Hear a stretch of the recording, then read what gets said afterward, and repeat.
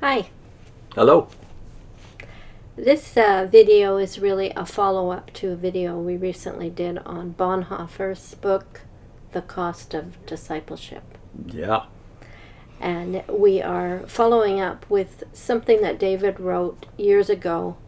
The audience wasn't for witnesses or ex-witnesses. It was for the Christian community we were already engaged with, on the principle of discipleship. Why did we decide to do it those years ago? Because most of the Christians we knew in conservative and or liberal churches had the same problem as cultists, except there's a very big difference. We'll get to that in a minute. So There is a lack of discernment, a lack of discipleship, which led to a lack of discernment, but for different reasons than if you're in a cult like Jehovah's Witnesses. Like the dependence in the watchtower is obviously fatal, because these people who are over you, who you're trusting, aren't competent. They're not competent in the Bible. In most churches, happily, that's not the case. But in a lot of churches, it is the case. But it's still a problem. The leaders lack courage to confront those in their midst who might be leaders of the church, but are in themselves not discipled well enough to make wise decisions, or they lack discernment. More often than not, it's a courage problem in the bigger churches and the older churches. So it's always a problem when you're dependent.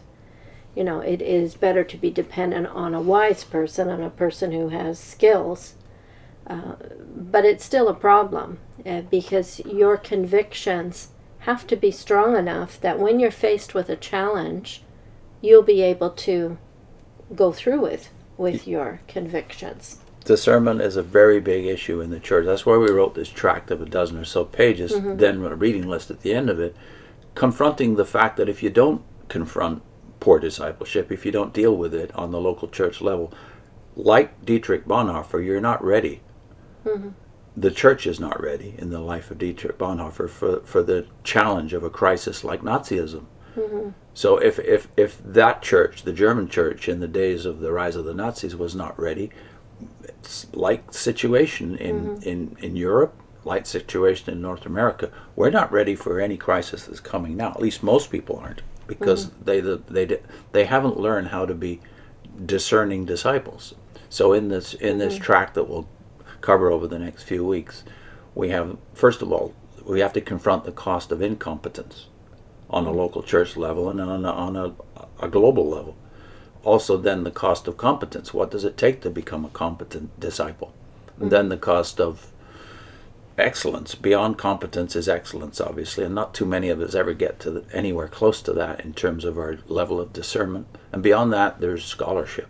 What's the cost of scholarship? And when you confront what scholars have to do to become scholars on the world level, then you realize how far short most of us come. And that goes to a point we made in a recent Testing Your Bible IQ video from Hebrews 5.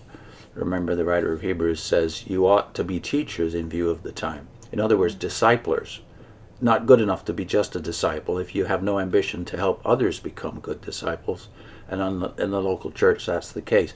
Although you ought to be teachers in view of the time, you have become such as need milk, not solid food, he has to say to that first generation of Christians. That's a terrible testimony, and it's too true today. Yeah, the truth is that even as family members, we have a duty to our family to be good disciplers. We are the principal teachers of our children. That's right. So we're just going to read the intro to this tract and then follow it up with all those other subcategories. We're reading it on screen, so we will be looking a little distracted, but we have to look on a screen. We don't have a hard copy of it.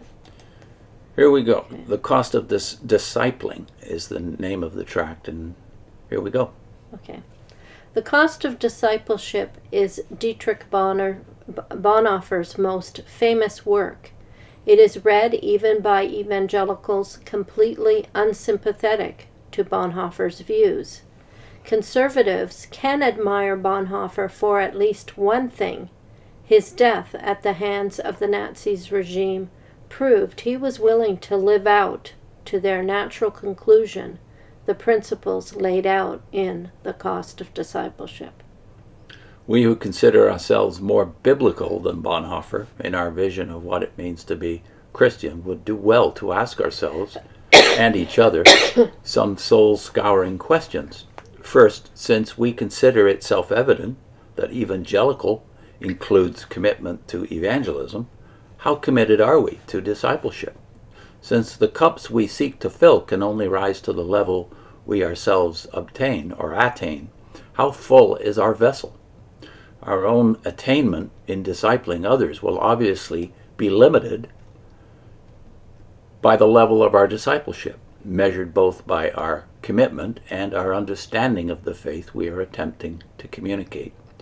So how competent are we as disciples?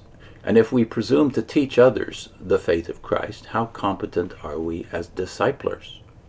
We evangelicals expend much energy on evangelism and mission.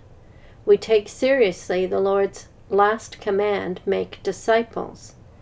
But let us adopt a metaphor of Paul to test our effectiveness as disciplers. Therefore, I do not run like someone running aimlessly. I do not fight like a boxer beating the air. That's 1 Corinthians 9, verse 26. Are we running aimlessly?